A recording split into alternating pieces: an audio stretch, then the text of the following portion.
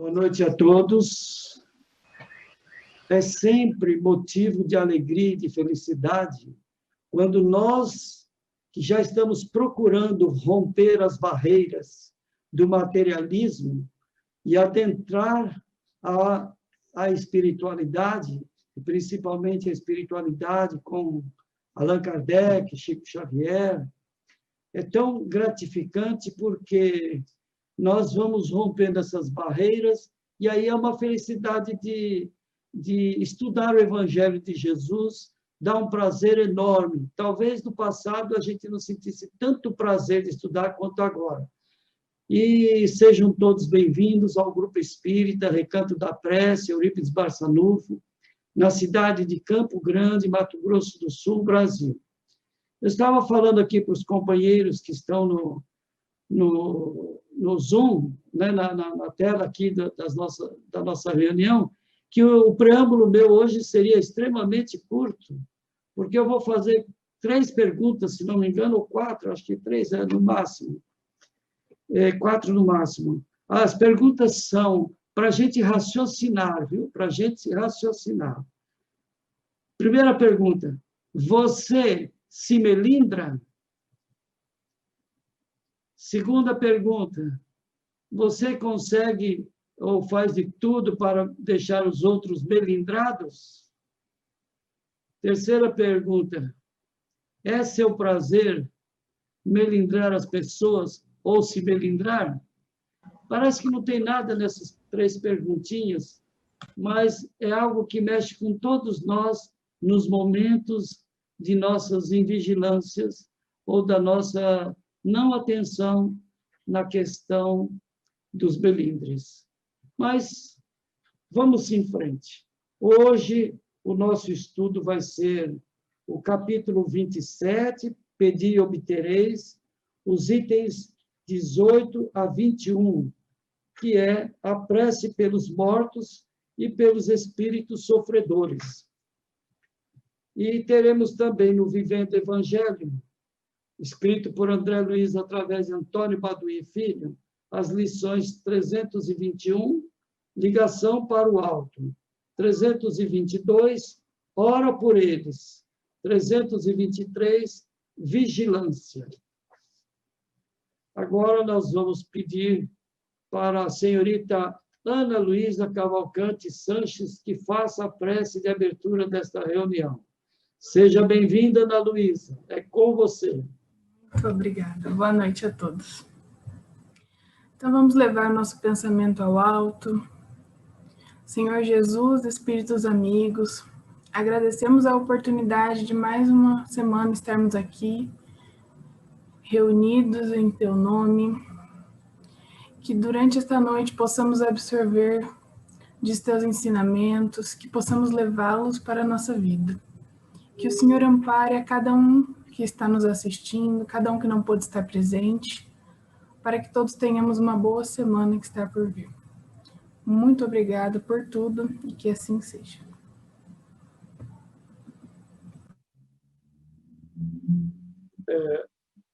Agora nós vamos pedir para que a Carmen faça a leitura do Evangelho e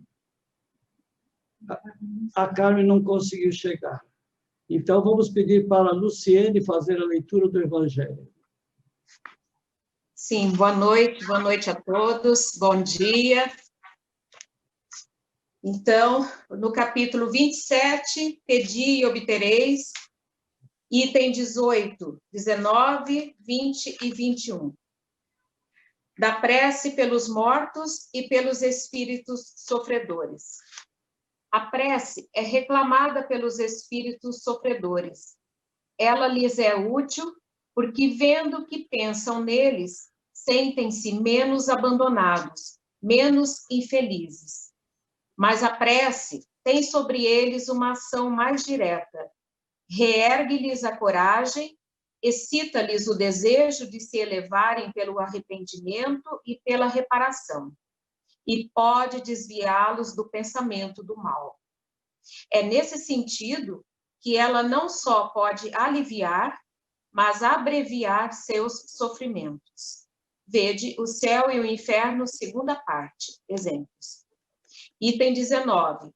Certas pessoas não admitem a prece pelos mortos, porque, na sua crença, não há para a alma senão duas alternativas: ser salva ou condenada às penas eternas. E num e no outro caso, a prece é inútil. Sem discutir o valor dessa crença, admitamos por um instante a realidade das penas eternas e irremissíveis, e que as nossas preces sejam impotentes para lhes pôr um termo. Perguntamos se nessa hipótese é lógico, caridoso e cristão rejeitar a prece pelos condenados? Essas preces, por impotentes que sejam para os livrar, não são para eles um sinal de piedade que pode dulcificar seu sofrimento? Sobre a terra, quando um homem é condenado perpetuamente, no caso mesmo que ele não tenha nenhuma esperança de obter graças, é proibido a uma pessoa caridosa ir sustentar suas correntes para lhe aliviar o peso? Quando alguém está atacado de um mal incurável, porque não oferece nenhuma esperança de cura, é preciso abandoná-lo sem nenhum alívio? Imaginai que entre os condenados pode-se encontrar uma pessoa que vos foi cara, um amigo, talvez um pai, uma mãe ou um filho, e porque, segundo vós, não poderá esperar sua graça, lhe recusarias um copo de água para estancar-lhe a sede? Um bálsamo para secar-lhes as feridas? Não farias por ele o que farias por um prisioneiro? Não lhe darias um testemunho de amor, uma consolação? Não, isso não seria cristão.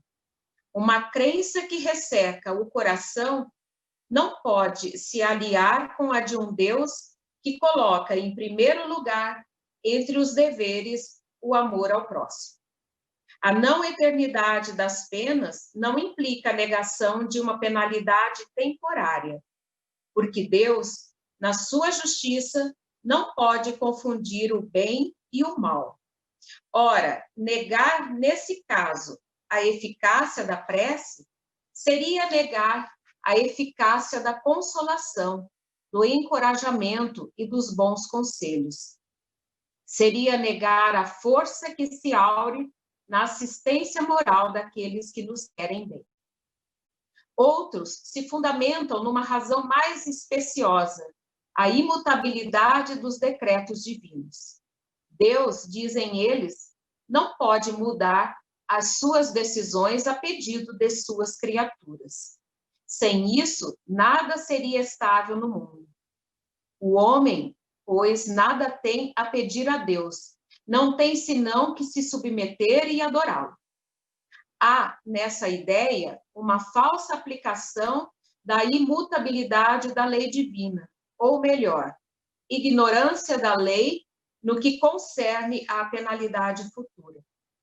Essa lei é revelada pelos Espíritos do Senhor, hoje que o homem está maduro para compreender o que na fé está conforme ou contrário aos atributos divinos.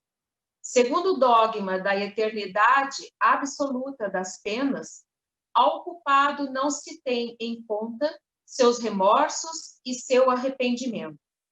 Para ele, todo desejo de se melhorar é supérfluo e está condenado a permanecer perpetuamente no mal. Se está condenado por um tempo determinado, a pena cessará quando esse tempo tiver expirado. Mas quem diz que, então, terá mudado para melhores sentimentos? Quem diz que, a exemplo de muitos condenados na terra, na sua saída da prisão, não será tão mal quanto antes?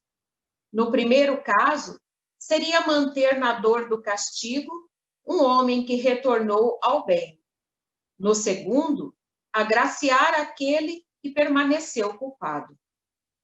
A lei de Deus é mais previdente que essa, sempre justa, equitativa e misericordiosa. Não fixa nenhuma duração à pena, qualquer que seja. Ela se resume assim: o homem suporta sempre a consequência das suas faltas. Não há uma só infração à lei de Deus que não tenha punição. A severidade do castigo é proporcional à gravidade da falta. A duração do castigo para qualquer falta é indeterminada e está subordinada ao arrependimento do culpado e seu retorno ao bem. A pena dura tanto quanto a obstinação no mal. E seria perpétua se a obstinação fosse perpétua, de curta duração se o arrependimento chega logo. Desde que o culpado clame por misericórdia, Deus o ouve e lhe envia a esperança. Mas o simples remorso do mal não basta, pois é preciso a reparação. Por isso, o culpado é submetido a novas provas, nas quais pode sempre, por sua vontade, fazer o bem em reparação ao mal que fez. O homem é, assim, constantemente o árbitro de sua própria sorte, podendo abreviar seu suplício ou prolongá-lo indefinidamente. Sua felicidade ou sua infelicidade dependem da sua vontade de fazer o bem. Tal é a lei imutável e conforme a bondade e a justiça de Deus. O espírito culpado e infeliz pode, assim, sempre salvar-se a si mesmo. A lei de Deus lhe diz em que condições pode fazê-lo. Frequentemente, o que lhe falta é a vontade, a força, a coragem. Se por nossas preces nós lhe inspiramos essa vontade, se o sustentamos e encorajamos, se por nossos conselhos nós lhe damos as luzes que lhe faltam, ao invés de solicitar a Deus a derrogação da sua lei, nos tornamos instrumentos para a execução da sua lei de amor e de caridade, na qual ele nos permite, assim, participar, dando nós mesmos uma prova de caridade. Vede O Céu e o Inferno, primeira parte, capítulo 4º, 7º e 8º. Obrigada. Agora nós convidamos a nossa irmã Carmen para ler as 3 lições do livro Vivendo o Evangelho. É com você, jovem Carmen. Boa noite a todos. Vamos lá. Do livro Vivendo o Evangelho, completando, então, a reflexão para a nossa noite de estudos. As lições 321, 322, 323. O livro escrito por Antônio Baduy, ditado por André Luiz. Ligação para o alto. O telefone que você possui é útil para inúmeras iniciativas em favor do próximo. O vizinho passa mal e você liga para o médico. Providencia o socorro. O parente está em apuros e você liga para a autoridade. Resolve o problema. O colega precisa de informação e você liga para o serviço público. Obtém a resposta. O familiar necessita de ajuda e você liga para o número certo. Promove o alívio. O amigo quer dar o recado e você liga em nome dele. Estabelece a paz. O companheiro se aflige por notícias e você liga para o local indicado. Desfaz a dúvida. Tanto quando você usa o telefone para socorrer o próximo, ainda no corpo físico, utilize também a prece como instrumento de auxílio àqueles que já atravessaram as fronteiras da morte, na certeza de que, nesta ligação para o alto, a linha nunca está ocupada e também não cai. 322, ora por eles. Tanto quanto te compadeces dos infelizes que sofrem no corpo provações dolorosas, estendendo-lhes a ajuda possível, Lembra-te também dos que já abandonaram o veículo físico, ofertando-lhes a caridade da prece, especialmente àqueles mortos que ainda não trilharam o caminho do equilíbrio. Os mortos de orgulho que se comprazem na dominação. Os mortos de inveja que destroem a paz dos outros. Os mortos de egoísmo que desfecem o próximo. Os mortos de vaidade que enxergam a si mesmo. Os mortos de desilusão que não encontram o céu prometido. Os mortos de ciúme que tiranizam os próprios afetos. Os mortos de revolta que agridem as leis divinas. Os mortos de vergonha que lamentam os enganos. Os mortos de paixão que se agarram a sentimentos inferiores. Os mortos de ódio que alimentam a vingança. Em tuas horas de recolhimento, ora por eles com fé e compaixão, na certeza de que largaram o corpo físico no silêncio do túmulo e, embora permaneçam vivos no mundo espiritual, ainda exportos para a realidade do bem. E a lição 323, vigilância. Preste atenção à sua conduta. Irritação? Acalme-se. Conflito? Resolva. Impaciência? Controle-se. Comodismo? Haja. Indiferença? Acorde. Revolta? Elimine. Inveja? Corte. Orgulho? Afaste. Egoísmo? Desfaça. Desespero? Apague. Confusão? Desmanche. Ódio? Esqueça. Ore pelos espíritos infelizes, mas cuide da própria vigilância, a fim de que você não lamente na vida espiritual os enganos que pode evitar na existência física. Gratidão. Muito obrigado, Carmen. Agora nós vamos passar os comentários, iniciando com o Dr. Marcelo Cury. É contigo, Marcelo. Boa noite. Obrigado pelo convite, pela oportunidade de estar aqui, estudando, participando, aprendendo com todos vocês. E é sempre um grande aprendizado quando a gente relê os livros da codificação espírita. Mas antes de começar o meu comentário, eu quero retornar ao primeiro item que foi lido do livro Vivendo o Evangelho, em que cada item se referia a um telefonema. É interessante imaginar que hoje em dia é raro fazermos telefonemas, como era comum há pouco tempo atrás, não é verdade? Vocês já se repararam que cada vez mais as pessoas telefonam menos e usam outros meios de comunicação. Aqui ele dá várias sugestões, ligue para o médico, ligue para isso, ligue para aquilo, e hoje em dia talvez a gente fizesse tudo pelo computador. Fizesse ou faça, ou parar. Mas me recordei-me de que há praticamente 50 anos, ou um pouquinho mais, foi entre 69, 70 e 71, o querido e famoso médium Francisco Cândido Xavier participou de um programa muito famoso na época, o Pinga Fogo. Eu não sei se esses programas ainda estão disponíveis no YouTube, mas estavam. E ele fez várias revelações.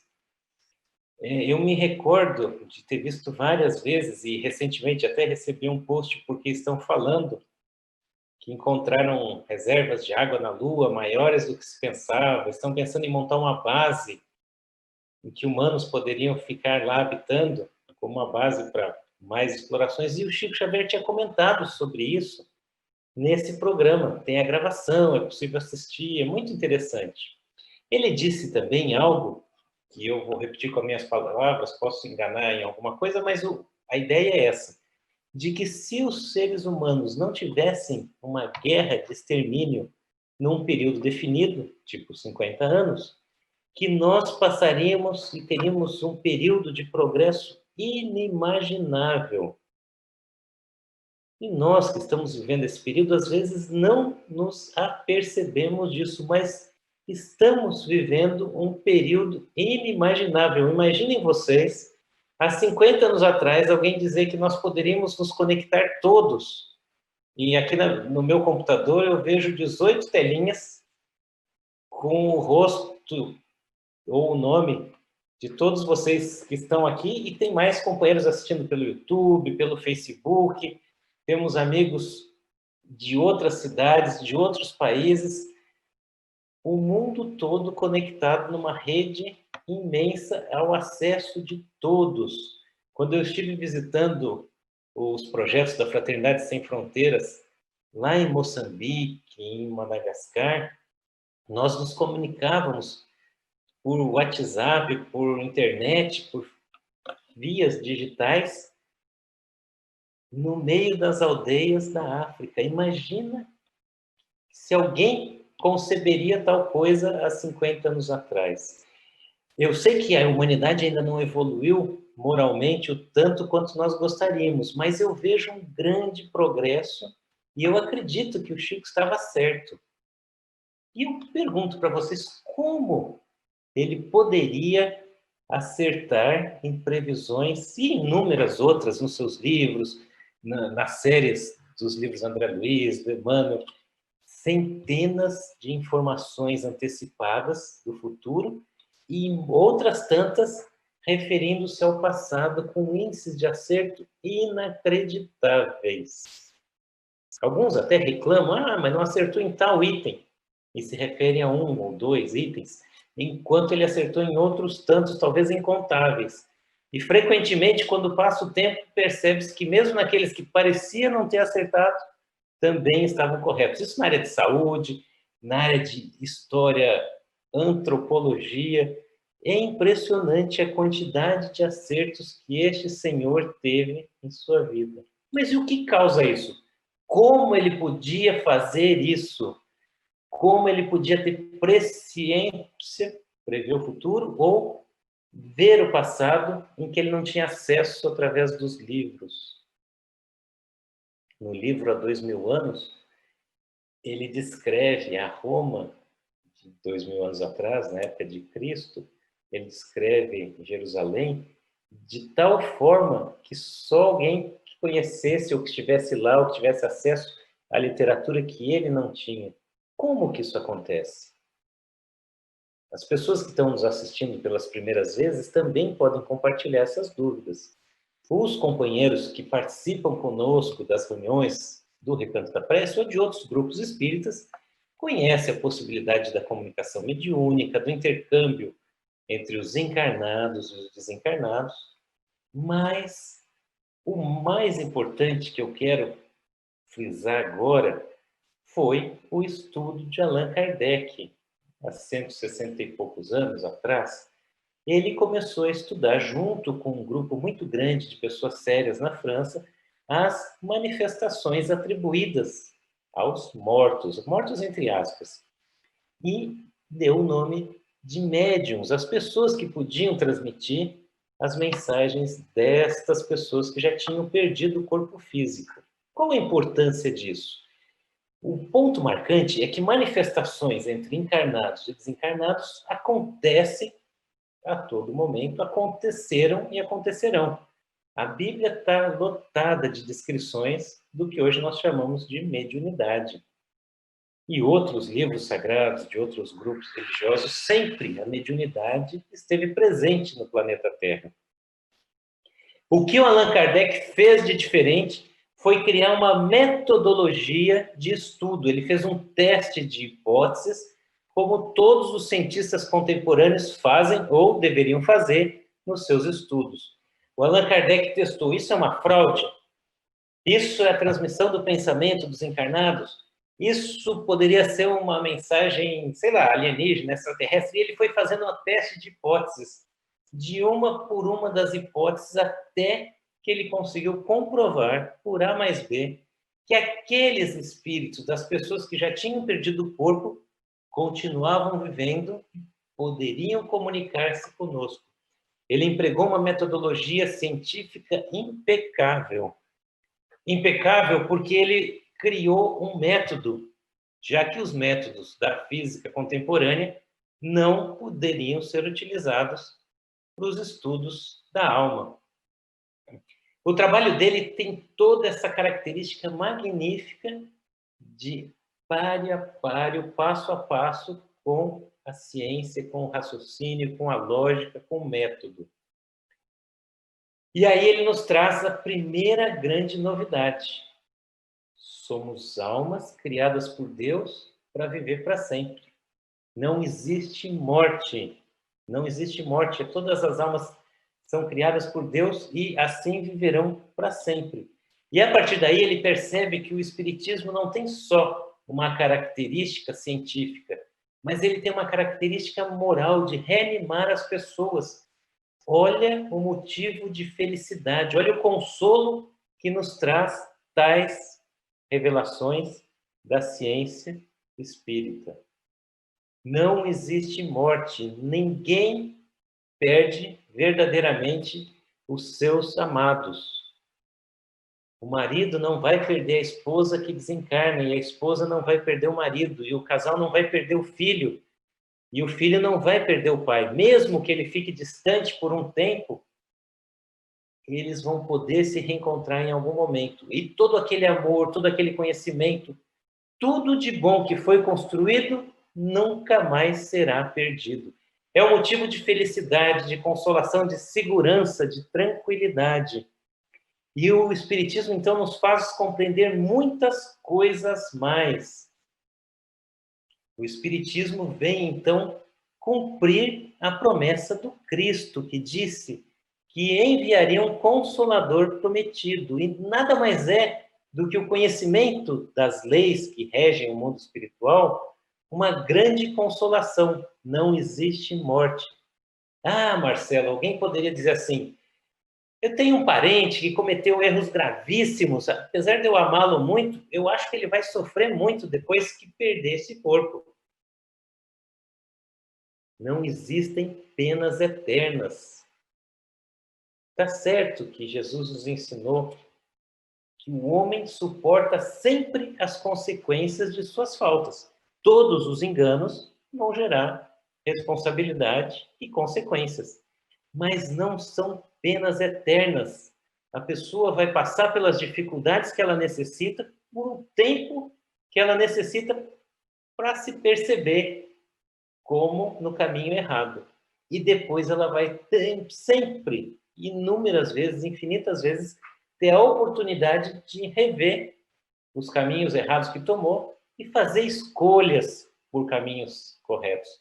Não é fácil, pode ser doloroso, pode ser sofrido, mas é um motivo de felicidade, porque a vida é criada a alma e é para sempre. Se cometeu enganos, vai ter que receber a consequência dos enganos que cometeu, mas vai ter sempre oportunidade de corrigir os seus enganos e vai, em algum momento, todos nós iremos, em algum momento, rumar a caminho da luz, a caminho da evolução, a caminho da felicidade.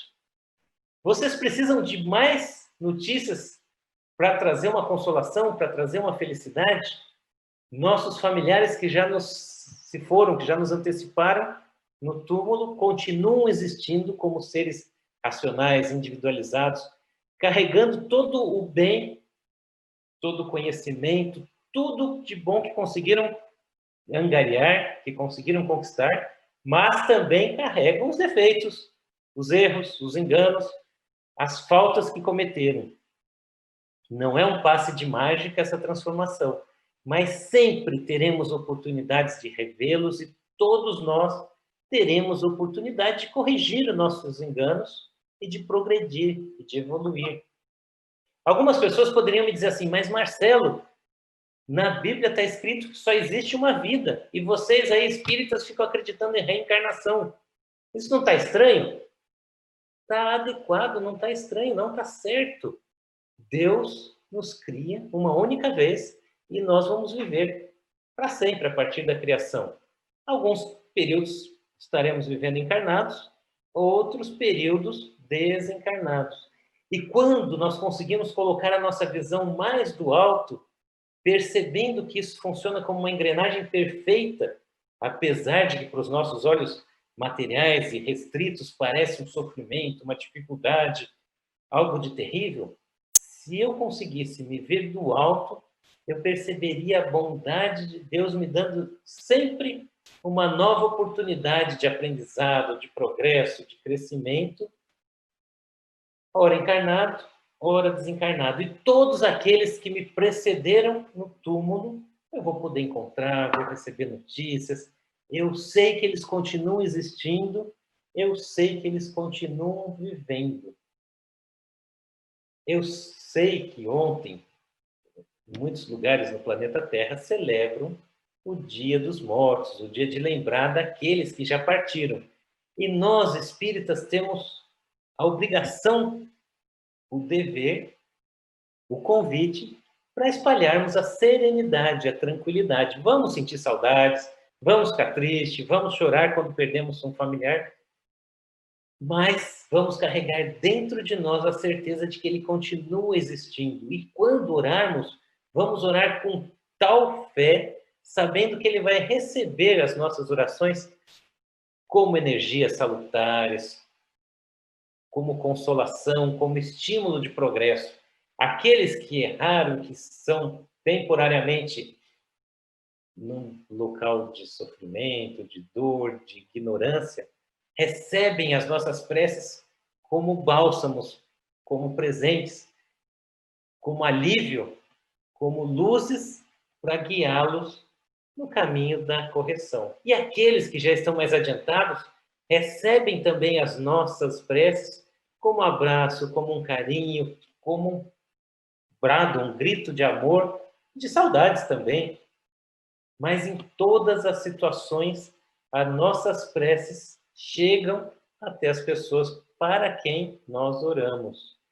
E então, eu consigo me perceber cada vez entendendo um pouquinho melhor a lei que rege a vida, a existência dos espíritos.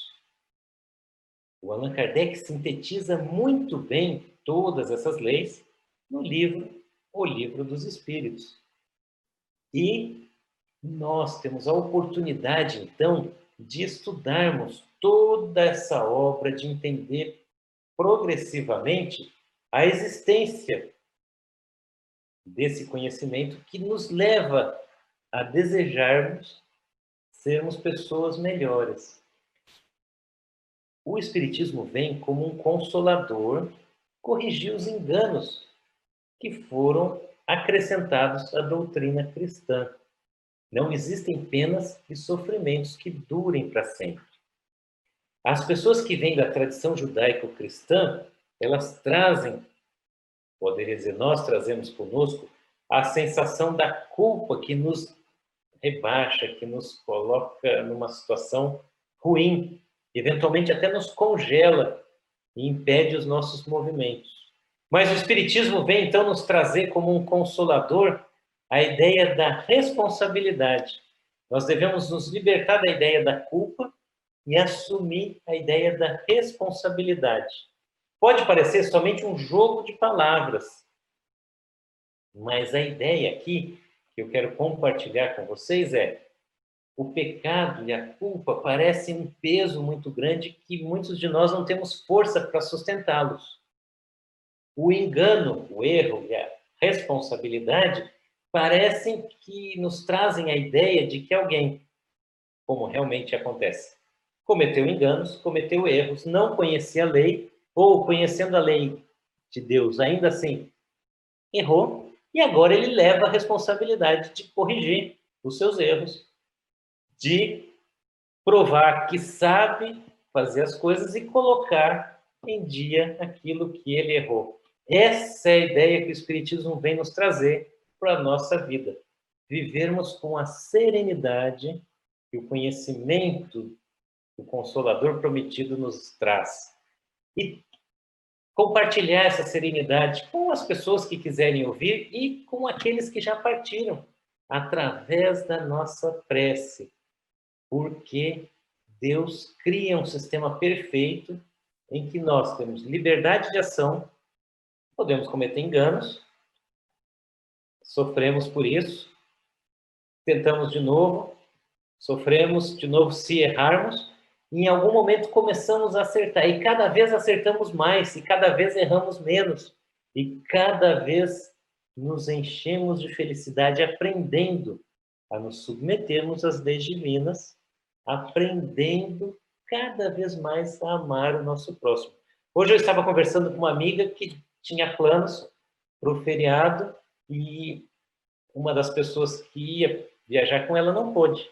E ela, de uma forma muito serena, me disse: foi a vontade de Deus que essas coisas aconteceram.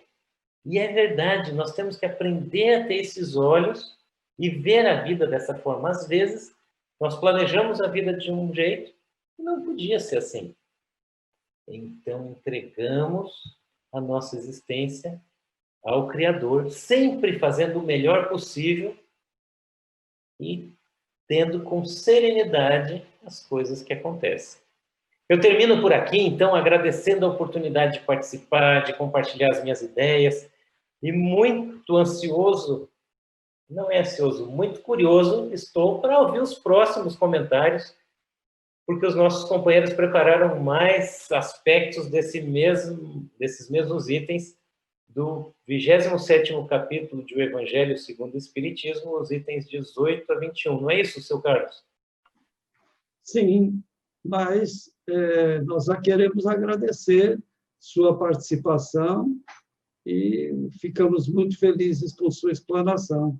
Agora, de Campo Grande, onde mora Marcelo Cury, vamos fazer uma viagem, não é no tempo, não, é uma viagem virtual para Colônia, na Alemanha.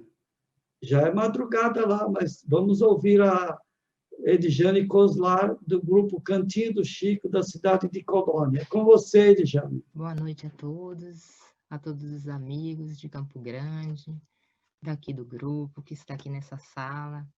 Gostaria de agradecer o convite mais uma vez do Recanto da Prece e a confiança.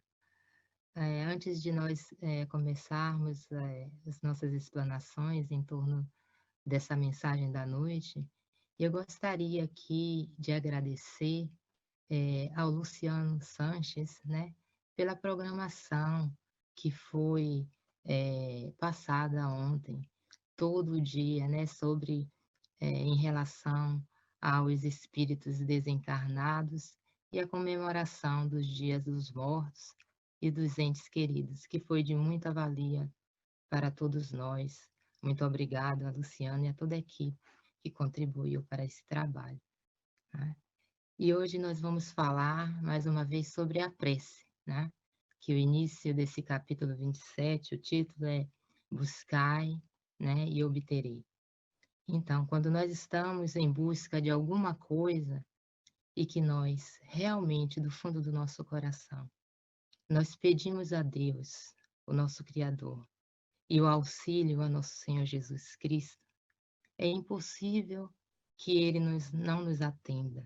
Em sua misericórdia divina, estejamos nós encarnados ou desencarnados.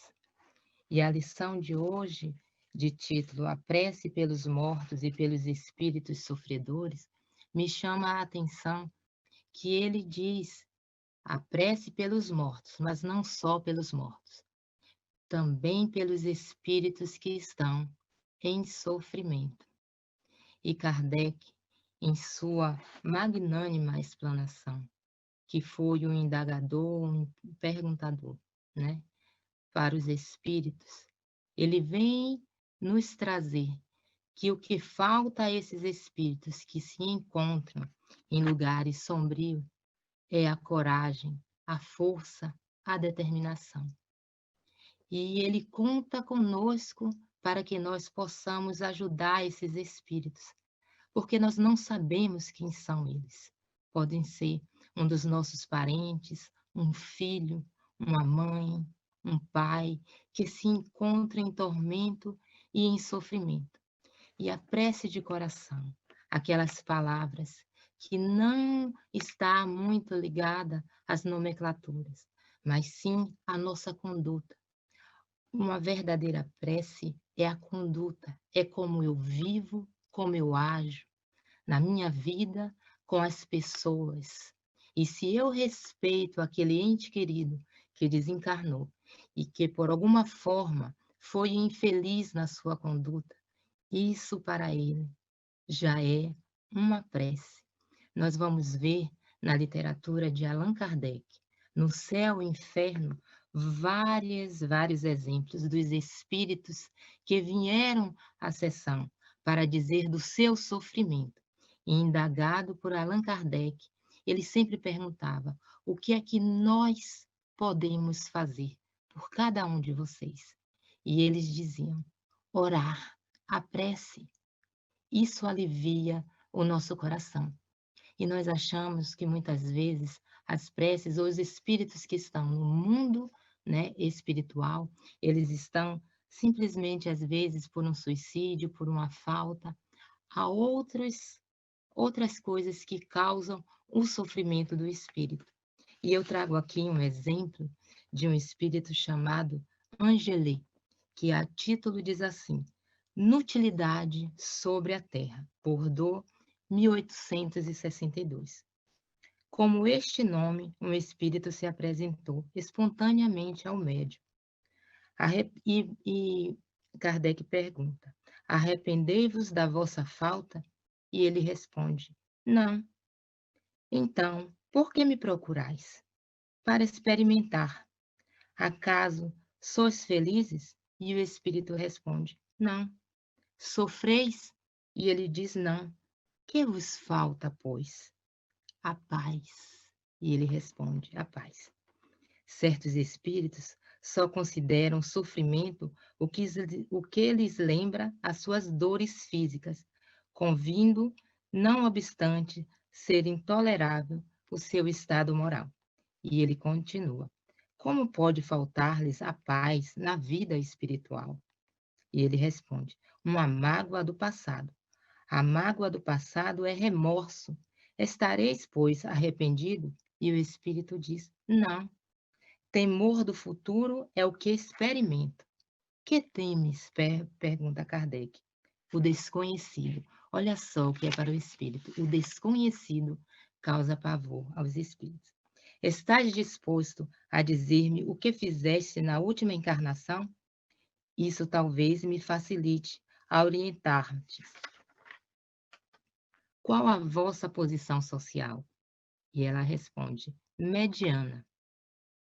Fostes casada? Sim, fui esposa e mãe. E cumpriste zelosa os deveres decorrentes desse duplo encargo? Não. Meu marido entediava-me, bem como meus filhos. E de que modo preenchestes a existência? Divertindo-me em solteira e enfadando-me como mulher. Quais eram as vossas ocupações? Nenhuma. Quem cuidava da vossa casa? A criada. Não será cabível atribuir a essa inércia a causa dos vossos pesares e temores? Talvez tenha razão, mas não basta concordar. Quereis reparar a inutilidade dessa existência e auxiliar os espíritos sofredores que os cercam? E ela diz: como? Ajudando a aperfeiçoarem-se pelos vossos conselhos e pelas vossas preces. E ela diz: eu não sei orar. Falemos juntos e aprendereis assim. E ela diz: não. Mas por quê? Isso me cansa. Olha só, gente, um espírito no mundo espiritual que não sabia orar, que perdeu a grande oportunidade, sendo mãe, né, sendo esposa, tendo uma vida mediana. E o que é que a gente aprende com isso, né? Que assim na terra como no céu. Quando nós desencarnamos, nós seremos no mundo espiritual exatamente o que somos aqui na terra. Por isso é imprescindível que nós possamos utilizar desse tempo, que nós possamos fazer luz, criar um holoforte em torno de nós, para que quando nós chegarmos ao mundo espiritual, nós não cheguemos com as mãos vazias, que nem sabemos orar, e muito menos temos vontade de sair daquela situação. Nosso Senhor Jesus Cristo, Ele nos traz o Consolador prometido, para que nós não fiquemos, né, inertes, órfãos, e que nós possamos, nesses dias de hoje, fazer da nossa conduta a nossa prece. Hoje, nós vivemos um momento muito delicado da nossa existência, e nós vemos, há poucos dias atrás, no país de França, um atentado terrorista, que ceifou a vida de várias pessoas.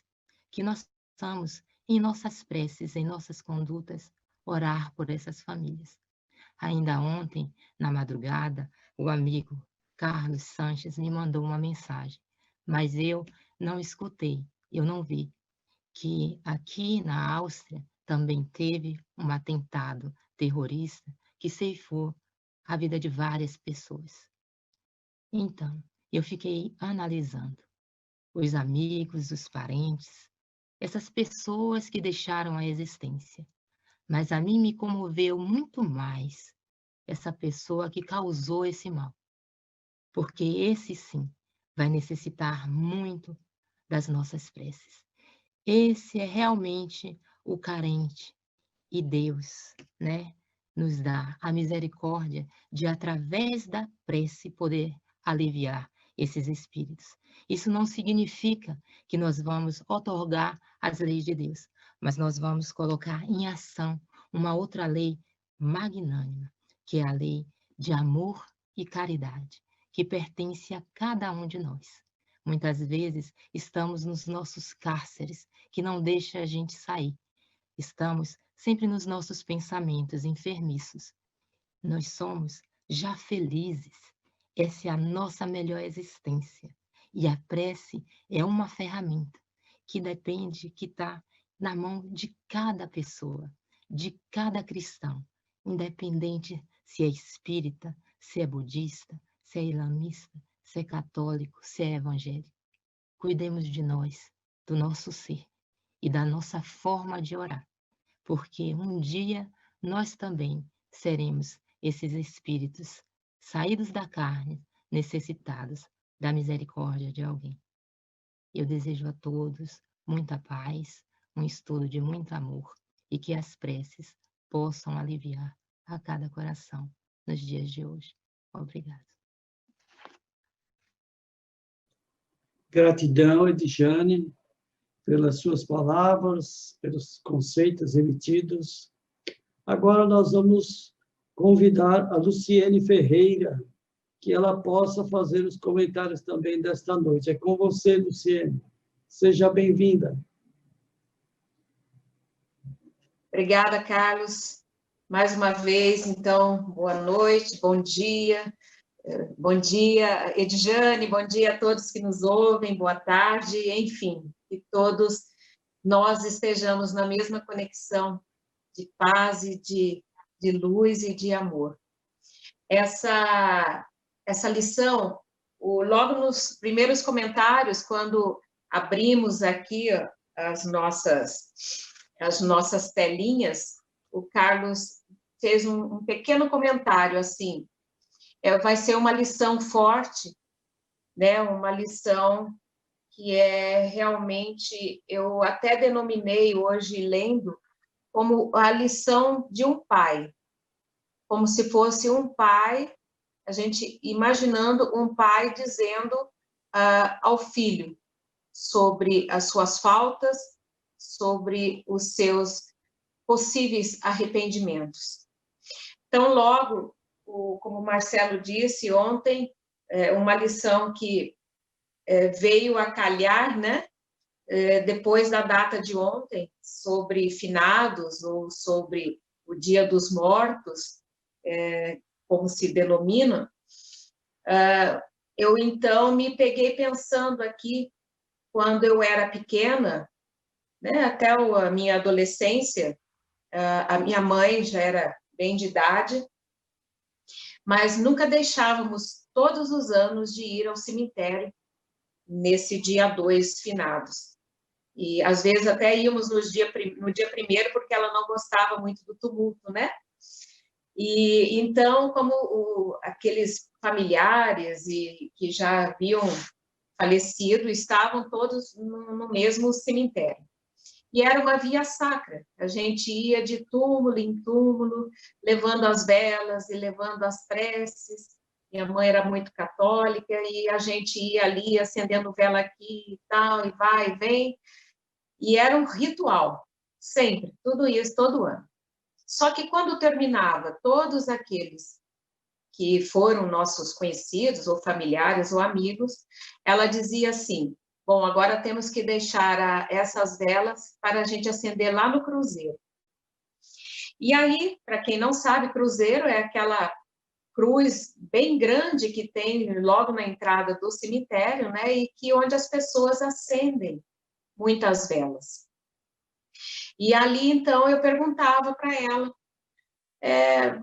por que a gente tem que vir aqui? Porque era insuportável o calor das velas, né? Acesas, todas ali, aquela fumaça que também era terrível, a gente ficar inalando, cheirando, e não sabia onde pisar, porque ficava aí escorrendo, e ela falava, pisa por ali, não fica pisando, e cuidado aqui. Era um suplício, aquela parte de chegar no cruzeiro. Então, ela me explicava assim, que o cruzeiro era para a gente rezar para aquelas almas que estavam no purgatório. E também por aqueles que não tinham, por exemplo, que não estavam ali, naqueles túmulos, naquele cemitério, pessoas que a gente conhecia que que morreram em outros lugares, né, em outras cidades. Então, ali era o lugar que a gente rezava principalmente por essas almas que não tinham quem rezasse por elas e que estavam penando no purgatório. Então, aquilo me dava uma sensação muito estranha, eu me lembro disso. Eu imaginava aquelas almas, então, ali naquele fogo daquelas velas. E era mais ou menos isso que passava para a gente, né, o que era o purgatório. E aí a gente, depois, né, ela, inclusive, faleceu, sempre com essa crença que era assim, mas hoje, analisando de uma outra forma, por um outro prisma, né, hoje que eu tenho no meu caminho, que eu estou seguindo essa estrada maravilhosa da doutrina espírita, e que já li aqui também no Livro dos Espíritos o que seria inferno, purgatório e céu, ela não estava errada, porque a gente chegava lá também para fazer a prece por aqueles que estavam, aquelas almas que ela dizia, né? Por aqueles espíritos, então, sofredores. Estivesse onde fosse, né, onde eles poderiam estar, não importa se o nome era purgatório, se era inferno, onde fosse, mas ali a gente dava também a nossa contribuição, rezando por eles. Hoje eu vejo que nós demos também um pouquinho, a minha mãe me ensinou essa parte e eu sou muito grata, porque desde pequena eu aprendi também a rezar, como ela falava, pelas almas sofredoras. E essa lição, então, vem nos mostrar que é como o pai nos dizendo, olha, você fez isso muito errado, você é culpado por suas falhas, por suas faltas, e não basta receber as preces. O que importa é você se arrepender. Aqui na questão 664 do Livro dos Espíritos, em que é justamente essa lição, em que pergunta, será útil que oremos pelos mortos e pelos espíritos sofredores? E, neste caso, como podem as nossas preces lhes proporcionar alívio e abreviar os sofrimentos? Têm elas o poder de abrandar a justiça de Deus? Então, responde não. A prece, ela não muda os desígnios de Deus. Porém, elas são o refrigério. Elas podem incitar o espírito a vir a ter o arrependimento. E quando isso acontece, então chegam até eles espíritos de amor, espíritos de luz, e que podem conduzi-los, então, a um novo caminho, a um novo procedimento, a uma evolução, a uma reparação, então. Então, é maravilhoso a gente ler isso, porque quantas coisas erradas a gente aprende ao longo da nossa vida, né? Como os procedimentos. E quando se diz, muitos acham que a morte é o fim, Kardec, né, a doutrina espírita vem nos mostrar que a morte não é o fim, ela é uma continuidade daquilo que nós fomos aqui na Terra. Hoje, o que eu sou, o que nós somos, nós estamos aqui na Terra, eu vou ter essa continuidade quando eu partir, quando eu estiver em uma outra dimensão. Por isso é tão importante estarmos atentos ao que fazemos, ao que praticamos, né? Porque depois, quando partirmos, não vai ser simplesmente a prece daqueles que deixarmos para trás, né? A prece deles poderá cair como um bálsamo sobre nós. Mas se não tivermos o arrependimento, de nada ela valerá. Essa explica a lição. A prece ela pode dar ao espírito essa força, essa coragem, porque continua tendo o livre-arbítrio, o espírito, né? Então, para ele ter essa coragem de se arrepender, às vezes é preciso muitos séculos, às vezes, né? Para que chegue a este ponto. E me lembro também, nas nossas reuniões na Câmara de Passes, quando há aquele diálogo, quase um monólogo, com espíritos que vêm tão revoltados, né? E que o condutor ali, o médium, isso me lembra muito o Júnior, né? O Ojeda, que ele era um trabalhador exímio ali na Câmara de Passes, e ele tentava convencer o espírito que vinha ali revoltado, sofredor, e ele conversava muito, ele falava, meu irmão, você tem que ver, nós estamos aqui, não, mas vocês não estão preocupados comigo, né? Eu estou assim, eu estou acorrentado, estou isso, estou aquilo. E aí ele tentava conversar e convencê-lo que era possível ele mudar aquela vida em que ele se achava ainda acorrentado e com duras penas. Então, é possível sim, desde que haja um arrependimento. E, como eu disse, eu vejo muito uma lição de um pai contando como pode ser. Se tudo isso acontecer, se tivermos essa coragem, essa força, essa esperança de que nem tudo está perdido, né? E que a morte, ela não é o fim. Ontem, muitos foram ao cemitério e muitos não foram, fizeram suas orações em casa ou em um outro lugar. Mas quantos de nós nos lembramos de fazer preces por aqueles sofredores? Por outros que às vezes nem conhecemos? Por aqueles que estão nos presídios, por exemplo? Quando a gente faz nossas preces por todos os que estão nos presídios, claro que não entramos em individualismo, né? Pelo fulano, pelo ciclano.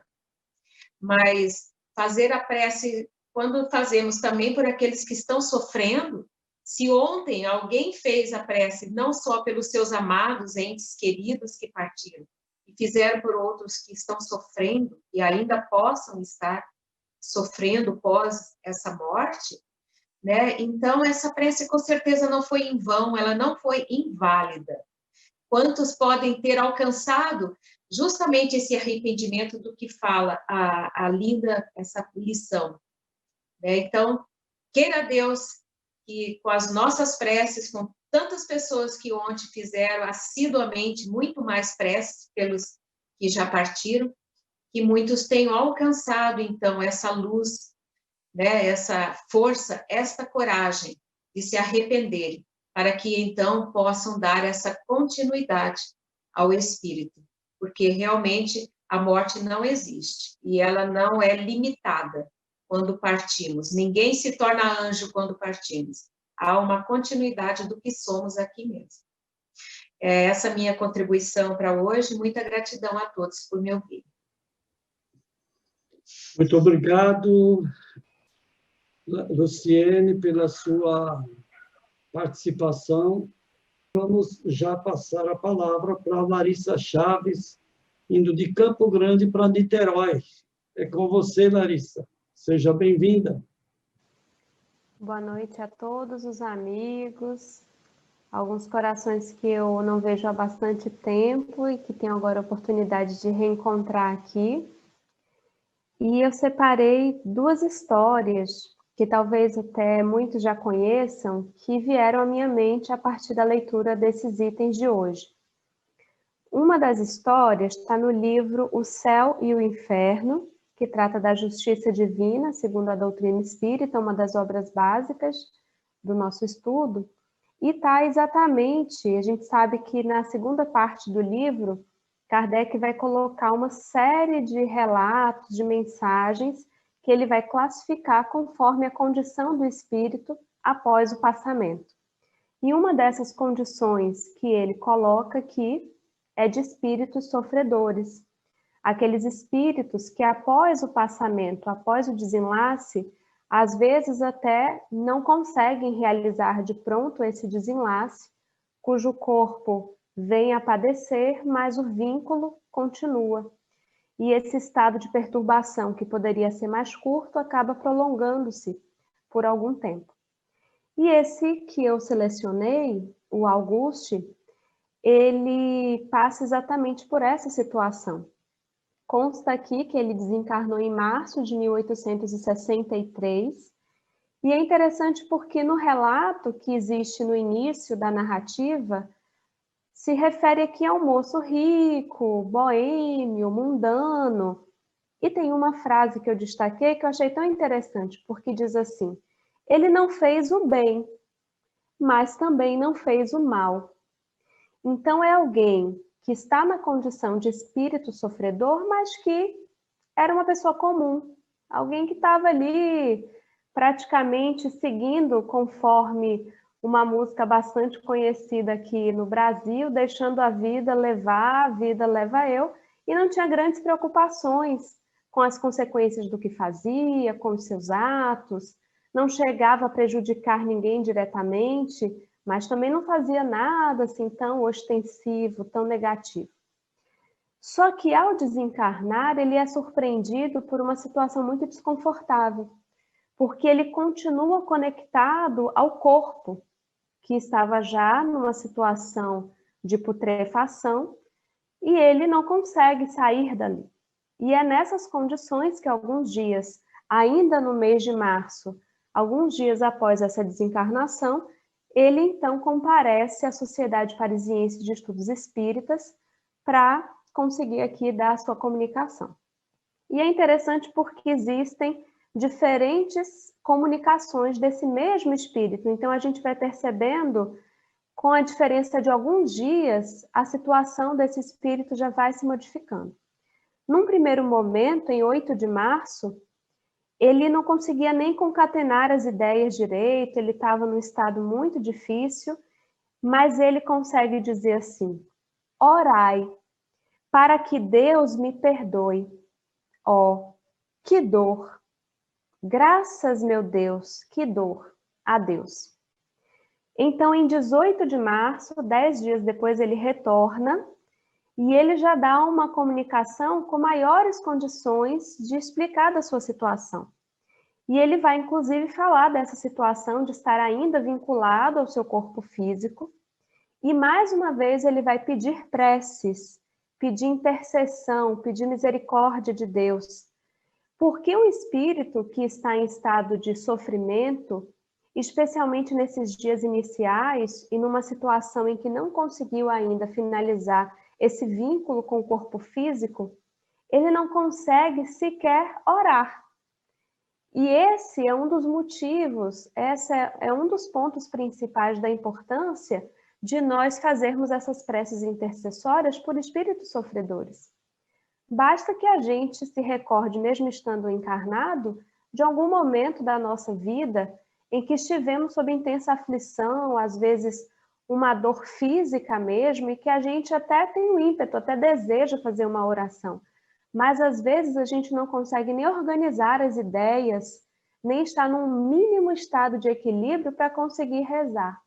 Então imagina um espírito que está em estado de sofrimento, que está ainda conectado a um corpo físico que está já em estado de decomposição, Qual a condição desse espírito que durante a existência nunca rezou, nunca elevou os pensamentos a Deus e agora, de improviso, na situação mais desafiadora pela qual já passou, conseguisse equilibrar o suficiente para rezar? E antes de concluir a situação desse espírito, sobre isso eu me recordo quando eu e meu esposo frequentávamos um centro espírita lá na Tijuca, chamado Grupo Espírita André Luiz, e um palestrante de lá contou uma história que me marcou muito, porque ele era dirigente de reuniões mediúnicas e todas as vezes ele tinha o hábito de exortar os espíritos, a importância da oração e tal, e vamos orar juntos. E uma vez ele teve um sonho, que foi na verdade um desdobramento, em que ele havia sido arrastado para uma região muito trevosa, de muita conturbação, e estando nessa região, aparecia um grupo de espíritos que tinham ali o objetivo de causar transtorno, de causar algum tipo de dificuldade para ele, e esses espíritos debochavam dele, porque certamente já haviam comparecido a alguma daquelas doutrinárias em que ele trabalhava, e diziam assim: não é você que fala para orar, que então vamos, ora agora, faz o que você disse para a gente fazer. E ele relatou em palestra que ele tentava naquela situação, ele se esforçava para organizar os pensamentos e fazer uma prece, e ele não conseguia. E aí a gente está falando de alguém que já tinha o hábito da oração, que já tinha o hábito das leituras, que tinha certamente ali nos escaninhos da sua alma, nos seus arquivos, esse registro. Imagina a situação de alguém que talvez durante toda a encarnação não fez sequer uma prece, não leu uma mensagem como essas que às vezes a gente lê todos os dias. Então não tem sequer esse registro, essa intimidade, esse contato. E essa é a situação dessa personalidade que a gente está comentando aqui, que está no livro Céu e Inferno. E aí acontece na comunicação seguinte, já em abril, uma situação interessante, porque ele vai dizer que vai solicitar ao médium que vá até o local onde ele estava enterrado, onde ele havia sido sepultado, e que faça uma oração intercessória perto do corpo dele. E o médium não vai levar aquilo sério, como eu acredito que muitos de nós também pensássemos, porque o que a gente aprende na doutrina espírita? Que não há necessidade de estar na presença, não é isso que a gente estuda? Que a gente pode, inclusive, dar um passe, fazer uma oração, independente da presença.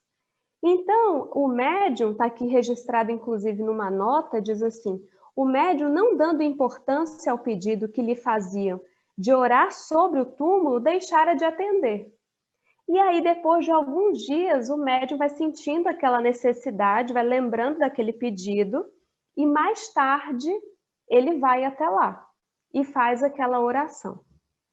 E então o espírito retorna para agradecer, para dizer que aquilo havia ajudado a desprender-se paulatinamente daqueles vínculos que ainda o prendiam à matéria, e vai continuar pedindo as orações intercessórias. E é interessante porque Kardec vai explicar essa situação e vai dizer assim: a insistência do espírito para que se orasse sobre o seu túmulo é uma particularidade notável, mas que tinha sua razão de ser, se levarmos em conta a tenacidade dos laços que ao corpo se prendiam, a dificuldade do desprendimento em consequência da materialidade da sua existência. Compreende-se que mais próxima a prece pudesse exercer uma espécie de ação magnética, mais poderosa no sentido de auxiliar aquele desprendimento. O costume quase geral de orar junto aos cadáveres não provirá da intuição inconsciente de um tal efeito? Nesse caso, a eficácia da prece alcançaria um resultado simultaneamente moral e material. Eu achei esse caso tão interessante, porque, como já foi dito aqui por tantas pessoas, como também foi compartilhada a experiência, quantas e quantas pessoas, seja por uma questão cultural, religiosa, realmente fazem esse movimento, e a importância de nós respeitarmos também essa diferença, porque às vezes eu percebo que por ter uma compreensão diferente de algumas coisas, a gente pode até em relação a familiares, né, a pessoas de outras religiões, criticar ou dizer, para que você vai lá, não faz diferença alguma. E eu achei interessante a gente perceber aqui um caso em que foi importante a presença física ao lado do túmulo, para aquele espírito. São todos os casos? Não são todos os casos, mas naquele caso foi necessário, está aqui registrado e fica como lição, para a gente perceber que realmente, em caso de, nessas peculiaridades, em caso de desencarnação, existem diretrizes gerais, mas existe cada caso. Seria possível que aquele espírito se desprendesse sem a presença física? Seria, mas ele não estava conseguindo. Então, ele precisou dessa intervenção, desse auxílio magnético para que isso pudesse acontecer. E um outro caso que eu me recordei está no livro Recordações da Mediunidade, de Ivone do Amaral Pereira, e é uma experiência pessoal da médium, quando um dos centros que ela trabalhou, em que aconteciam casos recorrentes de obsessão por subjugação, e então chegou uma pessoa que estava absolutamente transtornada, naquele caso que acredito que a maioria de nós ficaria sem nem acreditar que estava acontecendo, porque ela relata que a pessoa que estava tomada pelo caso de subjugação praticamente andava pelas paredes, era uma coisa assim que assustou todo mundo que estava ali presente.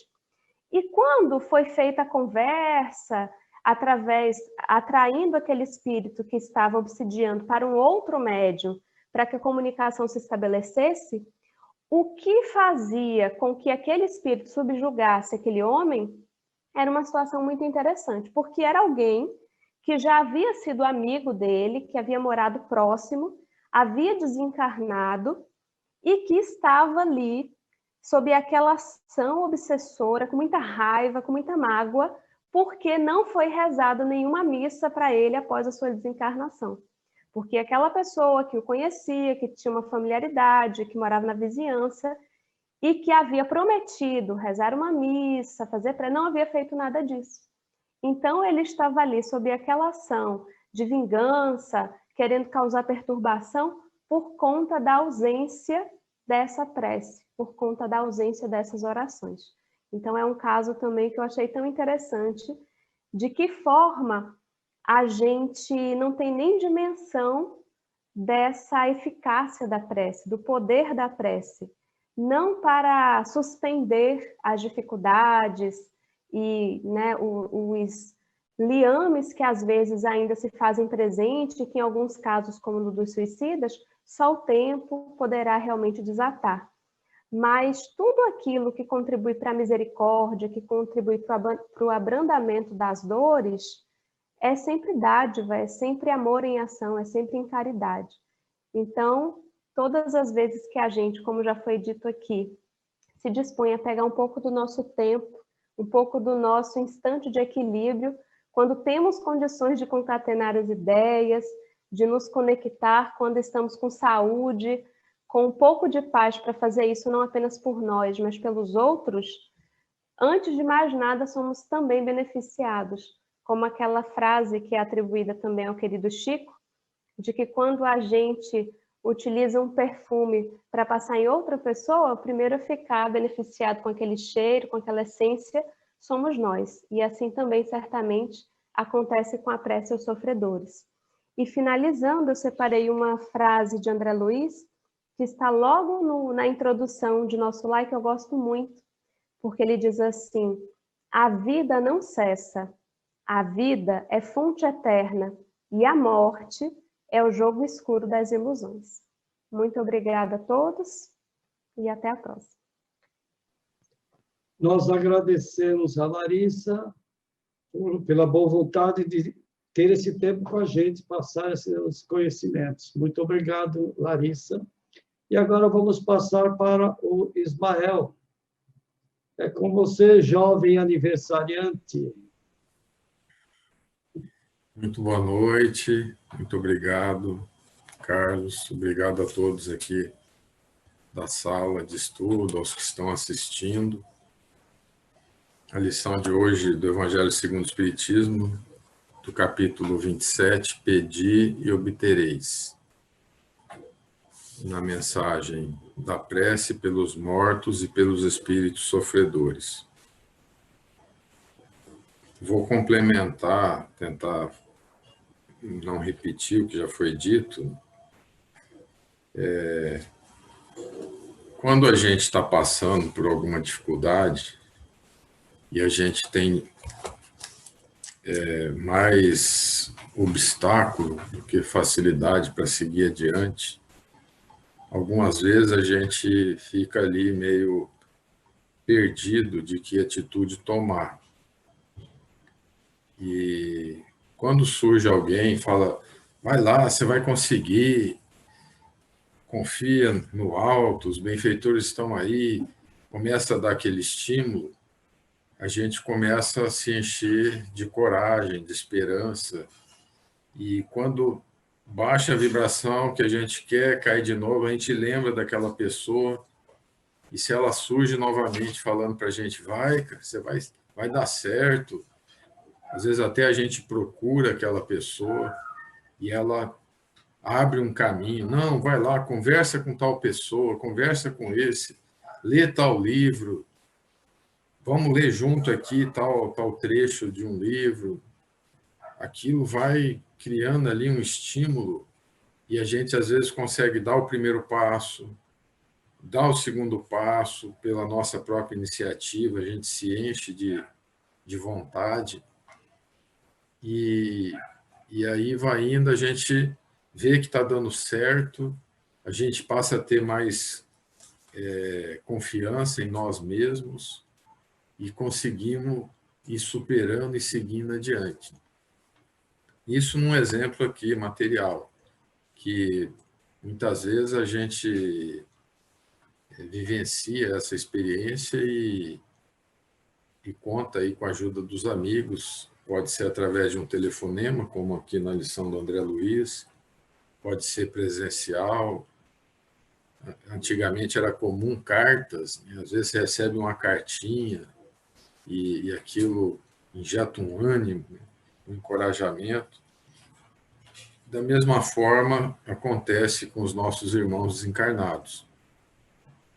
E o veículo de comunicação aqui abordado é a prece. Aí vem essa questão, mas a gente pode fazer prece para os mortos, para os espíritos sofredores? Ao longo do tempo, a gente, por um certo desconhecimento, vem sendo doutrinado que aquelas pessoas que não foram tão bem aqui na existência, muitas vezes elas vão para um caminho de penas eternas, né? Como aqui na própria lição é comentado. O outro que foi bem já vai para um lugar bom, então esse não precisa de prece, né? Porque ele já está bem. E o outro, se ele fez coisa errada, ele não merece, né? Ele vai penar porque assim é a lei do alto. Agora, quando a gente fala com esse conhecimento que a doutrina espírita nos proporciona, que não existe prazo de sofrimento, não existe limite determinado por Deus, como explica aqui nessa mensagem, que a lei de Deus é mais previdente, sempre justa, equitativa e misericórdia, não fixa nenhuma duração à pena, qualquer que seja. Ela resume assim: o homem suporta sempre a consequência das suas faltas. Não há uma só infração à lei de Deus que não tenha punição.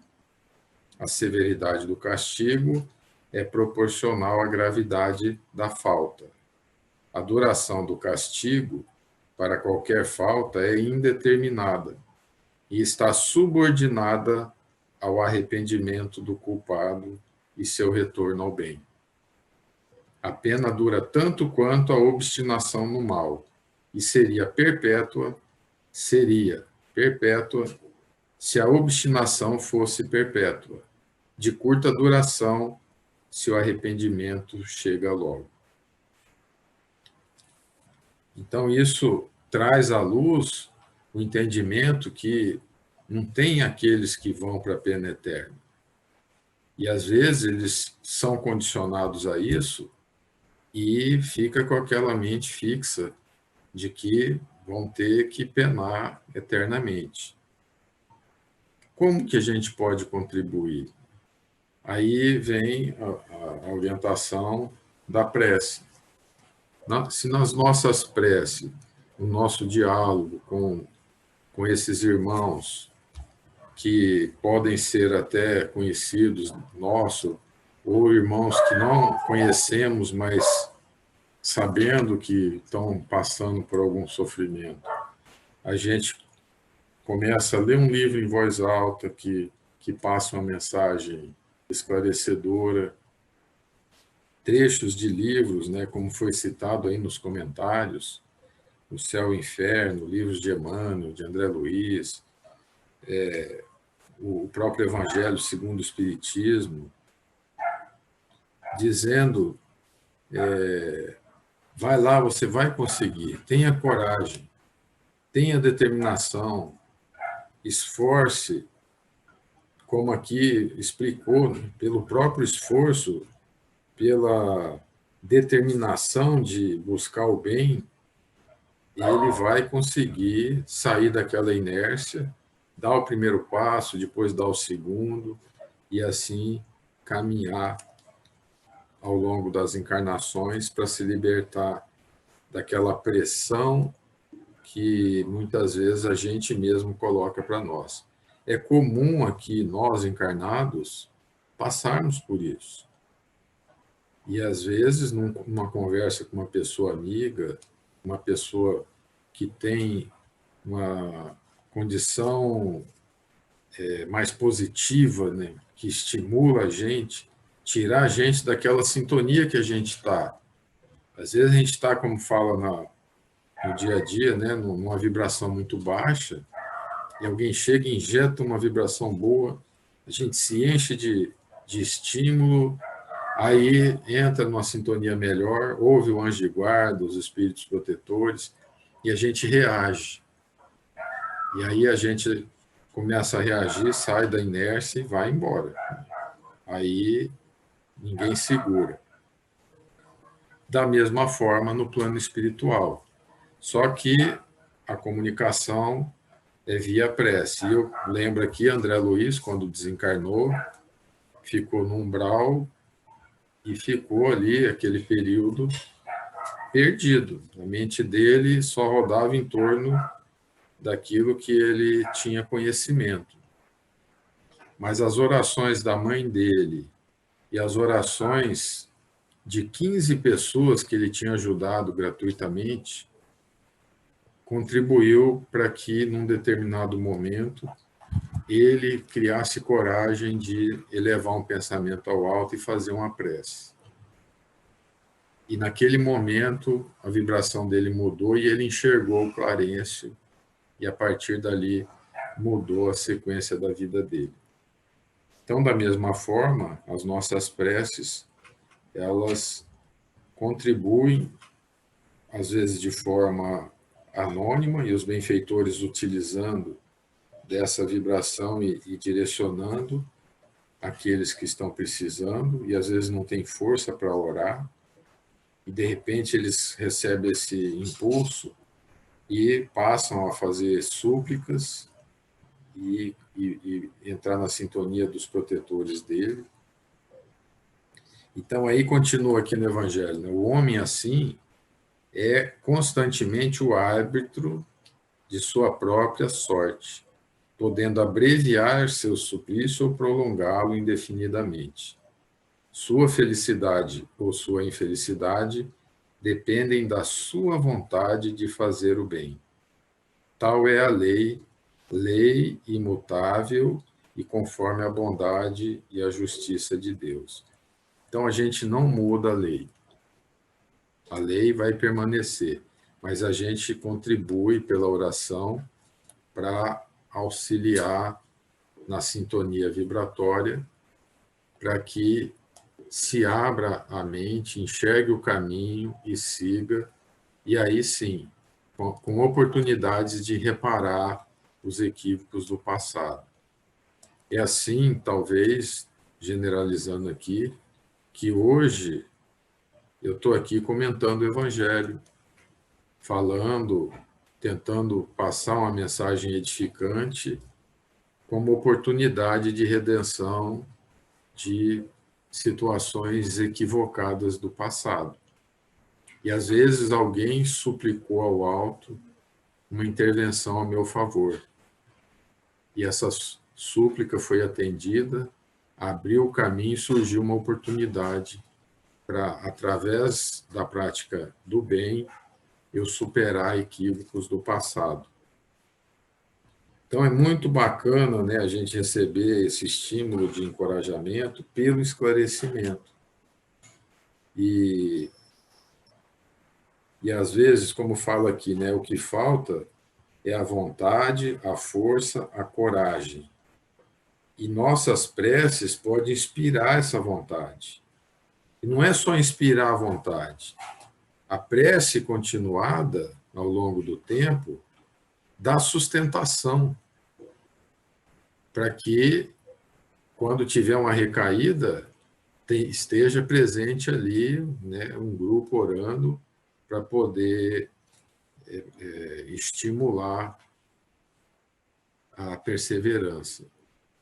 Eu vou lembrar aqui também uma história de uma pessoa muito amiga que não tinha o entendimento da vida eterna. E quando a gente dialogava, eu comentava, olha, você não precisa acreditar, mas também não negue. Se um dia você desencarnar primeiro, e essa pessoa tinha bem mais idade, quando você chegar no plano espiritual, se aparecer para você alguém que você conheça ou que você não conheça e vier dialogar com você, entenda que você que é uma pessoa que tem apreço por você, que vai te encaminhar. E assim eram os nossos diálogos ao longo do tempo. De vez em quando eu lia um trecho do Evangelho, comentava. E um dia ela chegou e falou assim, olha, você fala tanto nisso que se eu for primeiro, e se isso for verdade, eu vou vir te falar. Aí eu falei, puxa, que bacana. Aí o tempo passou, ela desencarnou.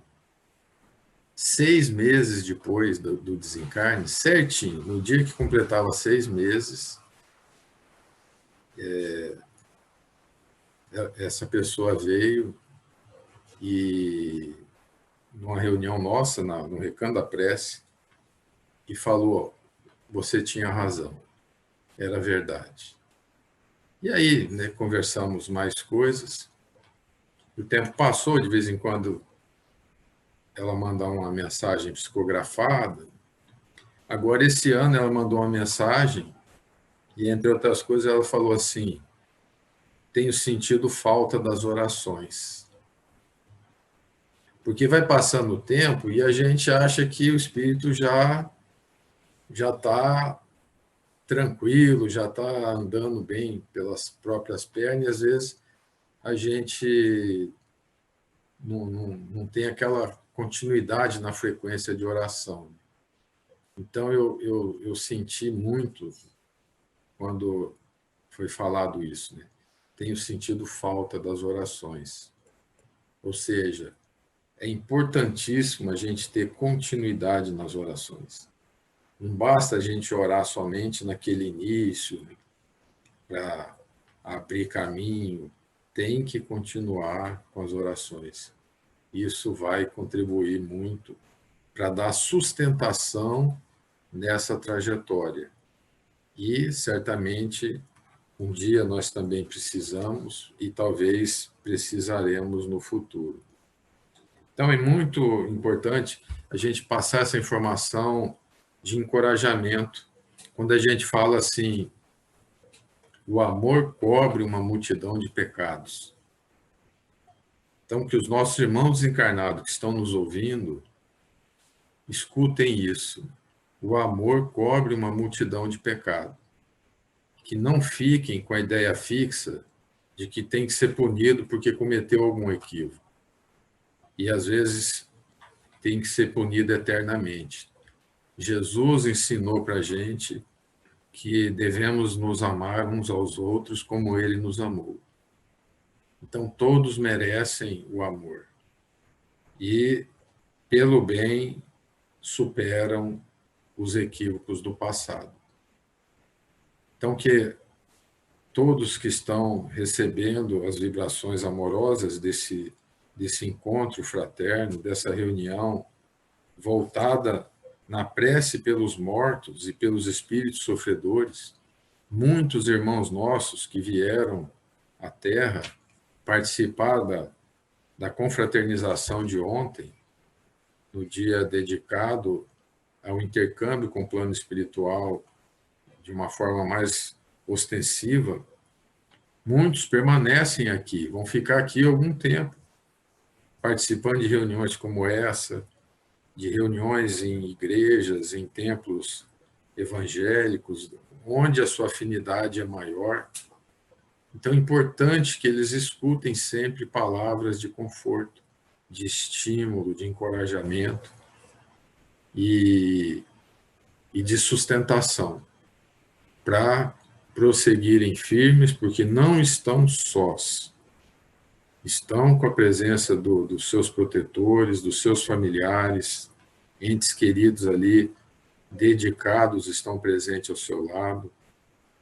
E, da mesma forma, dos benfeitores maiores, que têm um compromisso de amor muito grande e se compadecem com aqueles que estão passando por algum tipo de dificuldade. Então, que acreditem que não estão sós, que estão amparados, que o amor cobre a multidão de pecados e que todos nós nos equivocamos, mas todos nós acertamos mais do que erramos. Que a gente tenha ação de sentir, ouvidos de ouvir, coração de sentir os ensinamentos de Jesus, que é relativo ao amor. O amor é maior que tudo, o amor é maior que o medo. Que a gente supere o medo e abra o coração para amar. Que Jesus abençoe a todos. Muita paz. Agradecemos o aniversariante do dia e vamos agora pedir para a Débora se tem alguma mensagem. Débora, é com você. Boa noite, Carlos. Hoje não tem mensagem. Tudo bem. Luiz Fernando, é com você. Boa noite a todos. Vou ler a inspiração recebida. Sentimento estranho que aproxima o passado do presente. A afeição distanciada do coração. A tristeza da alegria. As lembranças da emoção. O pesar da esperança. O adeus do reencontro. A dor da separação de uma nova realidade, a noite de um novo amanhecer. Sentimento estranho esse, que a prece eleva aos cimos de luz e entendimento, aproximando-nos Jesus do sofrimento, causada pela morte ao extinguir a matéria, cuja contrapartida proporciona ao espírito a oportunidade do refazimento, da conscientização, de prosseguir e reparar, construir e amparar, servir e auxiliar, tanto quanto seu coração desejar aprender e elevar-se, nas bases que a lei do amor disponibiliza a todas as criaturas, independentes do estágio em que se situam, respeitando-se com isso a associação do esforço ao merecimento da conquista. sentimento estranho, intraduzível para a razão, mas compreensível para a fé, que edifica a estrada, da qual todos nós seremos guiados por aqueles que nos precederam, através da sintonia que nos une às afeições, no firme propósito de vencermos todos juntos, ainda que estejamos separados momentaneamente, pois se a ausência machuca, o reencontro é a expressão mais pura da felicidade. Obrigado. Nós vamos agora agradecer ao Luiz Fernando pela boa vontade de estar conosco aqui e ser o mediador da espiritualidade. Vamos, então, agradecer as pessoas que estiveram na nossa reunião. Esta vez, não tantas pessoas, mas tem a Luciene Venezes, Neuza Davi, Marli Borges, de Madrid, Mônica Almeida, de Jequié, Bahia, Agnes Solênia Moura Garcia, Raquel Pertinez Bacerou, Clarinda Corrazzo, Cristina Brum, Angélica Rodrigues, Sandra Brum, Lúcia Monserrat, Didia Cury, Neuza Vale, Denise Dermigian, Sônia Lacana, Marlene Navarrete, Maria Barros, João Antônio de Paula. E na tela, se eu esqueci algum nome, você passou, você me perdoe, mas na tela do Zoom, aqui da reunião, tem Ismael Casano, Patrícia Helne, Marcelo Cury, Paulo Vale, Edjane Koslar, da Alemanha, Lúcia Monserrat, Ângela Barsante, Luciene Ferreira, Carmen Godoy, Abigail Denise Grijó, Ana Luísa Cavalcante Sanches, Janete Araia, de Santiago do Chile, Landes Pereira, Emiliana Corrazzo, Beth Sanches, Larissa Chaves, de Niterói, e Lucimar e Marcelo Santo Agostinho, a quem eu convido neste momento para fazer a prece de encerramento da nossa reunião. É com vocês, Lucimar.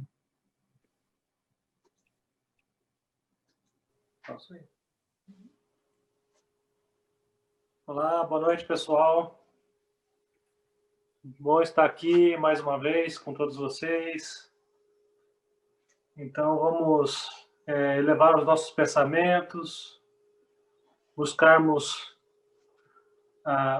os ensinamentos da noite, que todos possamos estarmos sintonizados, com muito amor, com muita luz, que a espiritualidade amiga venha ao nosso auxílio, para que todos possamos emanarmos este amor que estamos sentindo agora, emanarmos o pensamento no bem, emanarmos as boas práticas cristãs que temos todas conosco.